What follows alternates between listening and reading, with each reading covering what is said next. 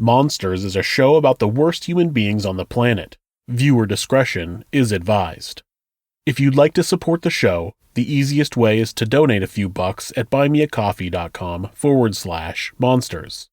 There's more information about supporting us in the video's info or at our website thisismonsters.com/support. Wanda Crawford looked like the perfect woman to run her own daycare. At 64 years old, a retired nurse, having never had children of her own, she seemed like the perfect grandmotherly woman to take care of other people's children. That is, if it wasn't for her uncontrollable wrath. This is Monsters.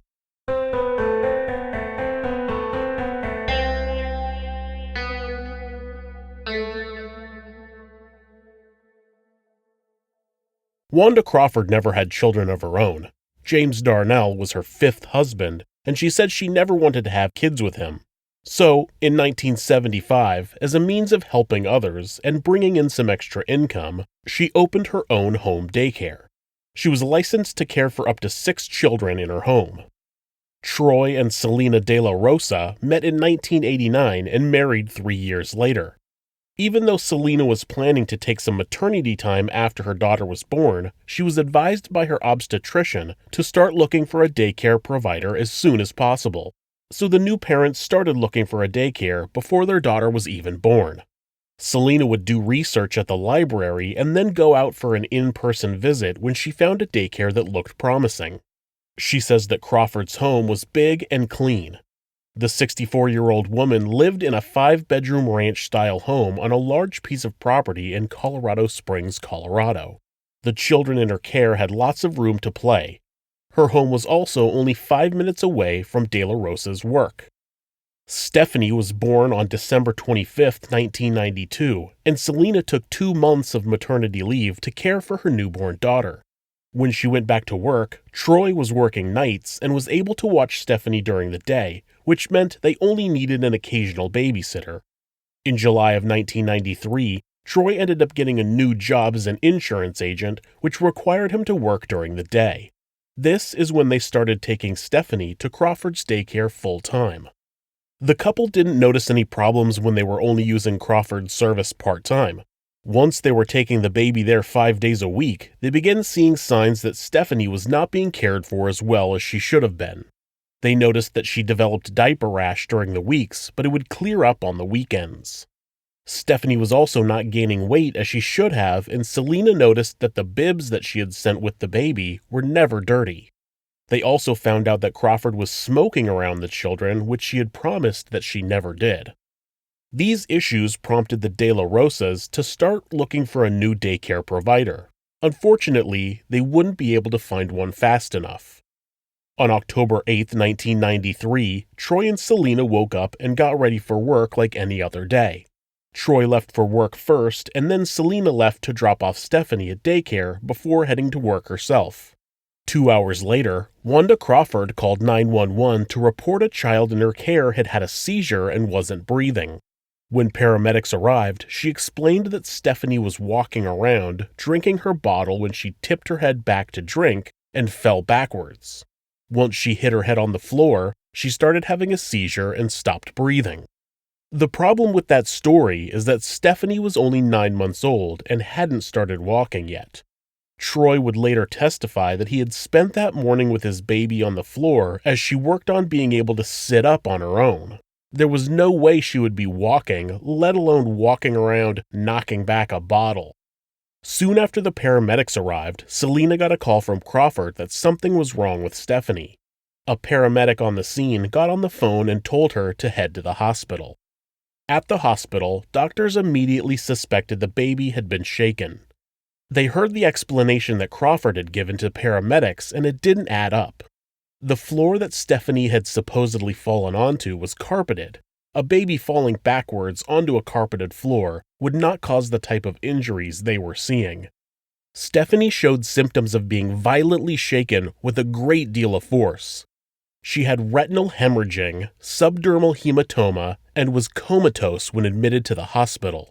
The symptoms present, along with the baby's condition when admitted, led doctors to believe that she was shaken only moments before she stopped breathing.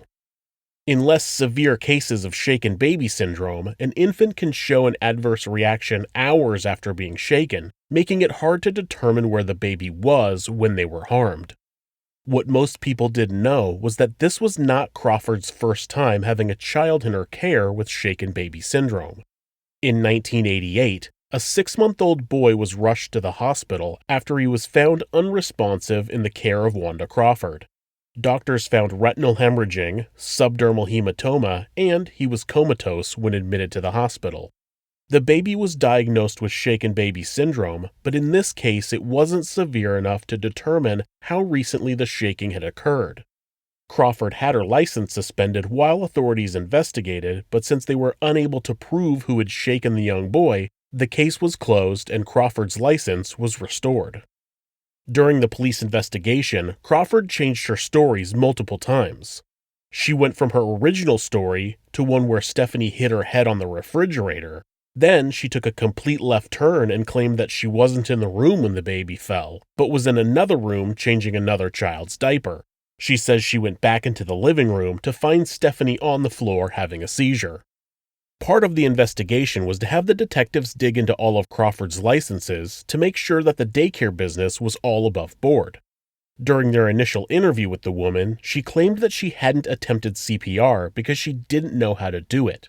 That's strange because a daycare license would require a valid CPR certification. When investigators contacted the organization listed on the CPR certificate she provided, they claimed to have no record of Wanda Crawford. It turned out that the CPR certificate was a forgery. It was also discovered that Wanda Crawford had never been a registered nurse like it said in the files with her daycare license. Various caseworkers had listed her previous jobs as registered nurse, psychiatric nurse, and hospital supervisor. She had worked as a nurse's aide at a psychiatric hospital, and Crawford claims that what was in her file was a misunderstanding. I get mistaking a nurse's aide for a nurse, but hospital supervisor? Come on. With all the information uncovered about Crawford, plus the doctor's determination that the injury happened just moments before Stephanie lost consciousness, police arrested the daycare owner. After her arrest, Crawford told authorities that her mother had worked at a nightclub and her father was an alcoholic. At a young age, her parents placed her into an orphanage, and that she didn't receive much care or nurturing growing up. This made her choice of operating a daycare seem very odd. James Darnell was Crawford's 5th husband, a retired electrician who seemed to be quite reserved. Selena recalled Crawford constantly berating him and remembered one time when she said she didn't want to have kids with him because he was too dumb. At trial, doctors testified that Stephanie had miraculously survived, but was now blind. It was feared that she was deaf, but that turned out to not be true as she would turn her head towards noises. She would never walk or talk and spent her days in a small recliner her parents purchased at a discount store. Doctors originally thought she would be in a persistent vegetative state, but she managed to open her eyes and be taken off of a ventilator. Gladys Richards, a former friend of Crawford's who also occasionally helped watch the children, testified that the daycare owner was more concerned with keeping her house clean than the welfare of the children. She claimed that if Stephanie cried, Crawford would put her in a playpen in a different room and close the door. On October 12, 1994, Wanda Crawford was found guilty of child abuse resulting in serious bodily harm. She was sentenced to 18 years in prison and by all accounts of the story so far, should be out by now. Unfortunately for Wanda Crawford, this was not the only time she tried to kill Stephanie De La Rosa. A year into her sentence, Crawford and her husband, James Darnell, came up with a brilliant plan to get herself out of prison and to clear her name. She offered a fellow inmate, Desiree Archuleta, $10,000 to find someone to kill both Selena and Stephanie De La Rosa. She had one special instruction, though. Before Selena was killed, she needed to be forced to write a suicide note where she confessed to shaking her own baby. Archuleta admitted that she did think about the offer, but when Crawford lowered the pay to $5,000 a few days later, she decided that it wasn't worth it. You gotta have standards, right? She made a deal with the Colorado Bureau of Investigation to set up Crawford. Archuleta wore a wire while telling Crawford that her cousin would complete the hit. Her cousin would really be CBI agent Luis Torres. On December 14, 1995, Darnell met with Torres at the Country Kitchen restaurant in Security, Colorado. He gave the would-be hitman $200 in cash to purchase a gun, a $1,000 down payment for the hit, and then drove him by the De La Rosa's house. He pointed out their home and their cars and told the hitman that if Troy was home when he carried out the hit, just to kill him too. He also explained to Torres that Stephanie would be easy to kill because she couldn't run. Darnell was arrested when they returned from their trip to stake out the intended victim's house. When questioned, Darnell told investigators that he and Crawford had been planning the murder of Selena and Stephanie for about 2 weeks. Darnell and Crawford were both charged with solicitation of murder. Once Darnell was arrested, Crawford was moved to a maximum security prison and put on lockdown for 23 hours a day. Troy and Selena De La Rosa were informed that their lives had once again been threatened by Wanda Crawford. While the criminal couple were awaiting trial for the new charges against them, the De La Rosas went to civil court charging Crawford with negligence. They were awarded $1.8 million by the jury, but it's unlikely that they will ever see that money. Crawford's daycare insurance denied the claim because they said they didn't cover intentional acts of violence. Crawford herself had put her own assets into a trust after she was arrested the previous year. Now, Crawford and Darnell should be tried and sentenced to prison terms, and that should be the end of the story, right? Of course not.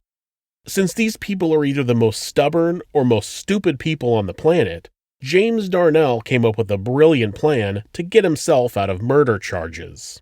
Can you guess where this is going? You got it. He tried to enlist the services of a hitman. Let me make this clear. While James Darnell was in jail, awaiting trial for a failed attempt to hire a hitman, he attempted to hire a hitman. This time he wanted to have 4 people killed.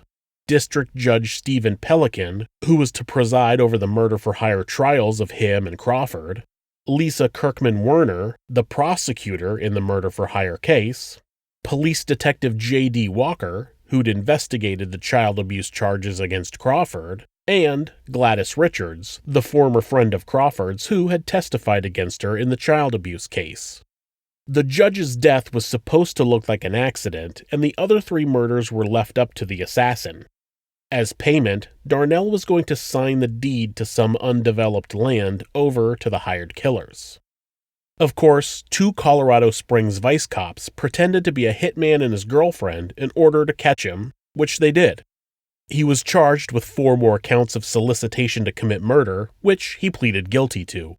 I couldn't find any record of his sentence or any record of him in the Colorado Department of Corrections inmate search, so it's possible he's deceased. Wanda Crawford was found to not be involved in the second murder-for-hire plan that was hatched by her husband. She was sentenced to an additional 32 years in prison for the plan to kill Selena and Stephanie De La Rosa. She died in prison in 2015. She was 87 years old. Stephanie De La Rosa died in 2011. She was 18 years old. Thanks so much for watching this video. If you enjoyed it, give us a thumbs up, leave us a comment, and make sure to hit the subscribe button to ensure you don't miss a video. Also, remember that if you'd like to support the show, you can find information on how to do that in the video's info or at thisismonsters.com/support. Thanks again.